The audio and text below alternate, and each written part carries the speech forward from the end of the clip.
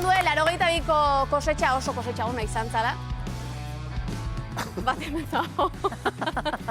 Beste horre xeita dago. 82koa, martxokoa, Jon Plazaola! Urte askotako Aitziber. Zema gauza polit entzun ditugun gaur gauen, da nik justo heldu berdiot esan den gauzaik tontuen nahi. Esan dut, 2008 bat zerekin hasi berdeula esan deu, txertoakin, ezta? Bakuna horrekin. Zein jarri berdezu ezuek? Karo, bi daude nagusi, ez? Pfizer hori, Pfizer eta Moderna. Pfizer. Nola jarriko da Pfizer izeneko txerto bat? Pfizer esan da, ja, ondokoa kontagiatu dezuta. Pfizer esan da, ondokoa kontagiatu dezu. Zera, polboroia, ahon sartuta Pamplona esate baina okerra bada, Pfizer esatea. Pfizer gaina ez altzan ba, Songokun, Songokun arerioa Pfizer. Jose Felipe, gitezun, Pfizer.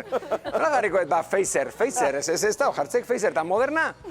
Moderna nola jarrikoet, bakuna Moderna. Ez hau zen, ez bat jarri duna. Eta hain loputo flipo eta lako esaten ibiltzen da. Moderna entxertua jarrita. Bueno, ni gaur beste gauza batetaz hitz egitean ator. Euskaldunok badaukagu gauza bat, txertoa jarrita pasatzen ez dana. Eta da, prentxaurrekoaren sindromea. Eta galdetuko diozue zuen buruari, zertan datza prentxaurrekoaren sindromeak? Ea, esan nahi dut oso erresa. Euskaldunok mai bat ikusten badugu, joera badaukagu, ezta? Bueno, euskaldunok mai baten eseritzen baldin bagea, eta minutu erdie pasa baldin bada, beti berdin jaiten dute. Ze, ardo pixkat eta hoie izango zu, ba? Hoie esikira jarri, biharko gogorra okezuta. Baina ez, baina mai bat mikrofonokin ikusten baldin badegu, eta parean prentsa, eta entzuteko prest dagoen norbait, eraldatu iten gea, transformatu iten gea. Prentxaurrekoaren sindromea da. Berdin du zer den aurkeztera goazena. Izan daiteke harina, divertigarria, izan daiteke albisterik onena ematera goazela, berdin du. Betu, adibide bat egingo dugu. Imaginatu, hemengo barre libreko prentxaurreko ematera goazela.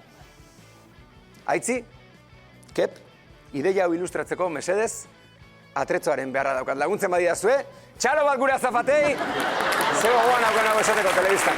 Nik bitartean elan pixkat ingoet. Osondo, ederki. Musika epiko pixka bat, eskerrik asko tirapu, zuen posizioetara, osondo. Bai, ezta? Betu, mai honen inguruan jarri bezain pronto, eraldatzen hasten gea. Aurpegitik hasita. Kopetak kepa pixua hartzen du. Kiloak eta kiloak hortxe frontoian konzentrauta, bale? Bekainak eroi egiten dia, baina ez diote hori da, ez diote indarra egiteari uzten. Indar guztia kopetaren amaieran, sudurraren hasieran eta bi bekainen artean dagoen bidegurutze hortan konzentratzen da. Bekozkoan. Hori da? Nik ez dut baliola, ez? Ez. A ber, jeitsi, kopetan, pixua. Hola? Venga, bakizu jartzen. Nola ditzaizun dizuri? Bekoskito. Bekoskito, hortxe, bale. Bekosko eta bekoskito. Badauzkagu. Bekosko indartsua, bekosko iluna, ondarruko euskera baino itxiagoa. Gorputzaren espresioa ere aldatu iten da. Besoak, horrelaxe, oso ondo, mutilak eskuak elkar gurutzeekin tabultza denok batera, oso ondo, bale. Eserita dagoenak, gerritik berakoak egin beharrik ez ditu. Baina, prentxaurrekoaren sindromean ez gaude inoiz bakarrik, ezta? Koroa ere izaten dugu, hemen, hau. Atzean, prentxaurrean daudenak, ondo, Aitziber, ondo ikusten zaitut, hankak pixka bat irekin berdia eta sustraitu, indarrakin, hortxe, ezerk, ez gaitu hortikan mugituko. Ados?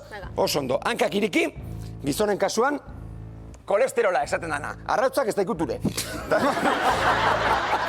Eta emakumeen kasuan, ze esango dugu. Gota, almeja ez da ikuture, oso ondo. Orduan, nik aukeratu dut testu oso inusente bat. Bale? Oso testu inusente bat. Ikusiko dezue nola aldatzen dan testu bat prentxaurrekoaren sindromearekin. aukeratu eta adibidez, barre librean erabili genuen prentsa ohar bat. Irakurriko dizuet normal, bale?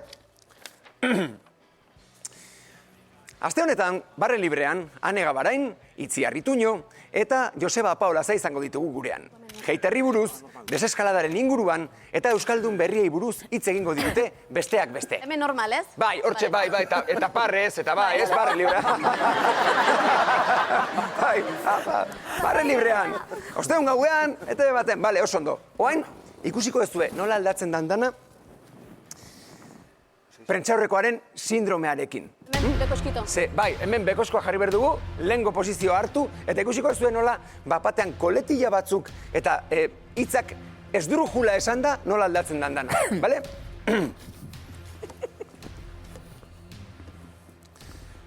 Aste honetan, barre librean, Ane Gabarain, Itziar Ituño eta Joseba Apaolaza, estatuaren ikusentzunezko politikak euren telesailetan dispertsatu dizkiguten aktoreak izango ditugu umore libre eta askearen alde aldarri egiteko. Heiterrei buruz, deseskaladaren bortizkeriaren inguruan eta euskaldun berri erreprimituen errealitate gordinaz harrituko dira. Gurekin nahi ditugu, ostegun gauean, 10:00 Gora barre librea! Gora! Ez, gora hori izan bera pixkat ilunagoa. Eta pixkat zozogoa. Zanet, bekozko, bale? Bale. Gora barre librea! Gora! Hau ez, hori ez. Prentxaurrekoaren sindrometik ateratzea, ez da zaila. Denetik atera daiteke, nere burua, Kontxako barandillatik atera baldin bazen, edo Aitziberrena plazako barandillatik atera baldin bazen. Inoren kopetak ez dezake borrokaren pixu guztia bere baitan hartu. Erlaxatu zuek ere. Humorerik gabeko iraultza, gorringorik gabeko arraultza. Eskerrik asko. Hau bai!